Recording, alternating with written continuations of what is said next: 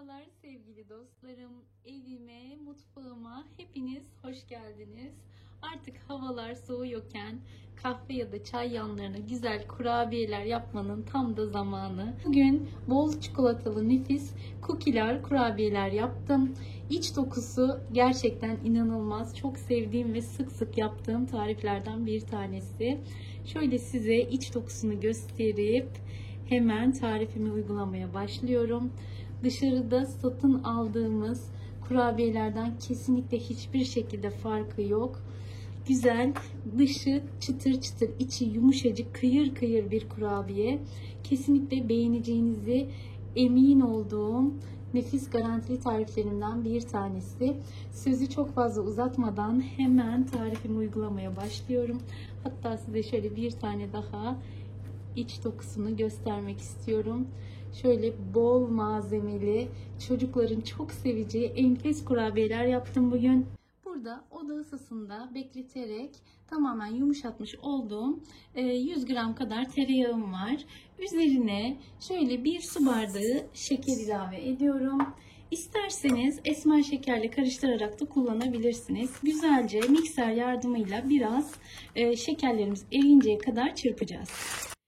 Şekerimi ve tereyağımı güzel bir şekilde çırptım. Şimdi üzerine 2 tane tam yumurtayı ekliyorum ve çırpmaya devam ediyorum. Şekerimiz tamamen eriyinceye kadar bu şekilde yumurtayla çırpacağız.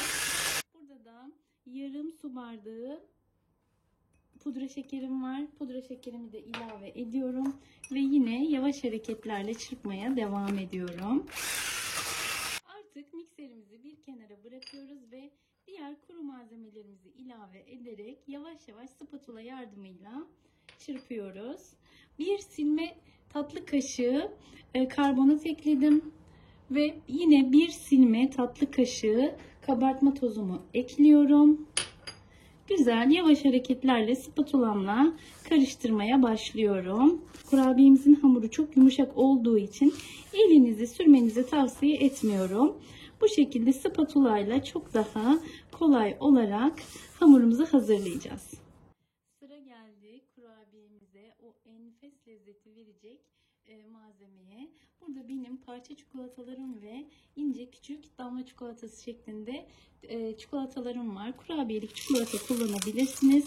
Ben 150-160 gram kadar karışık bitter ve sütlü çikolata kullandım. Siz zevkinize göre ister bitter çikolata istiyorsanız sütlü çikolatayla yapabilirsiniz.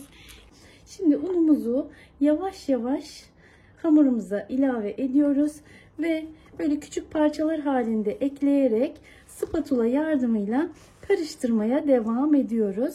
Birdenbire eklerseniz hem karıştırması çok zor olur hem de hamur eğer ununuz miktarına göre çok gelebilirse bu sefer çok katı bir hamur olur. Bu da tabii ki kurabiyemizin kıvamını etkiler. Yumuşak bir kıvamlı hamur olacağı için yavaş yavaş ilave etmekte her zaman için fayda var. Bu şekilde karıştırdıkça yavaş yavaş unumu ilave ediyorum. Hamurumuzu hazırladık. Az önce de söylemiş olduğum gibi gayet yumuşak kıvamlı bir hamur oldu. Ele yapışan bir hamur olduğu için dinlendirmemiz gerekiyor. Biraz buzdolabında dinlendireceğiz yaklaşık 1 saat kadar. Ben şimdi üzerine bir streç film sereceğim ve 1 saat hamurumu dolaba kaldıracağım.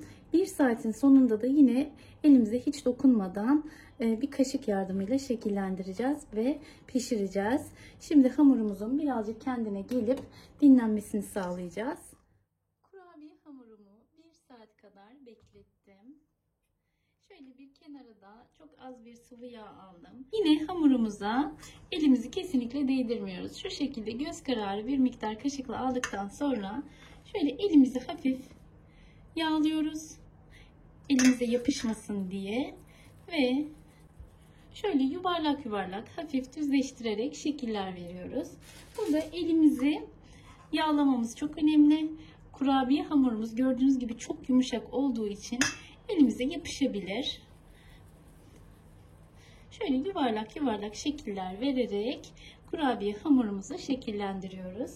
Şimdi ben bütün hamurumu bu şekilde şekillendireceğim. aralıklarla tepsime diziyorum.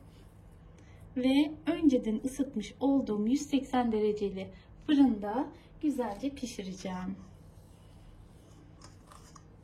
Kurabiyenin büyüklüğü tamamen sizin zevkinize kalmış. Ben ceviz büyüklüğünde yapmayı tercih ettim. Bu büyüklük yeterli gelecektir. Evet, kurabiyelerimi yuvarladım.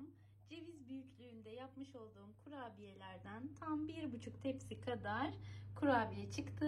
Şimdi önceden ısıtmış olduğum fırında 180 derecelik ısıda kenarları hafif sararıncaya kadar pişiriyorum. Çok fazla pişirmemeye özen gösterin. Bu sefer çok kuru ve sert kurabiyeler olur. Kenarları hafif sarardığı zaman üstü hatta biraz yumuşakken hemen fırından çıkarmamız gerekiyor.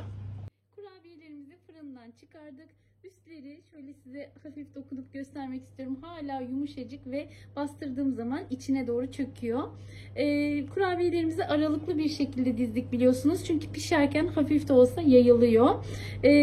Altının şöyle hafif bir şekilde kızarmış olması piştiğini anlamamız için yeterli. Üst kısım gerçekten yumuşacık. Biraz bastırsam içine çökecek gibi. Fakat bu sizi kesinlikle korkutmasın. Çünkü tepsideki sıcaklığıyla kendi kendine soğurken kurabiyelerin üstü de güzel bir şekilde katılaşıyor. Şöyle gördüğünüz gibi hala iç dokusu yumuşacık. Kurabiyelerimin iç dokusunu da soğuduktan sonra sizinle paylaşacağım. Nasıl güzel bol çikolatalı olduğunu size o zaman göstereceğim. Bugünlük de bir tarifin daha sonuna geldik. Başka bir tarifte, başka bir videoda görüşmek üzere. Hoşça kalın, mutlu kalın.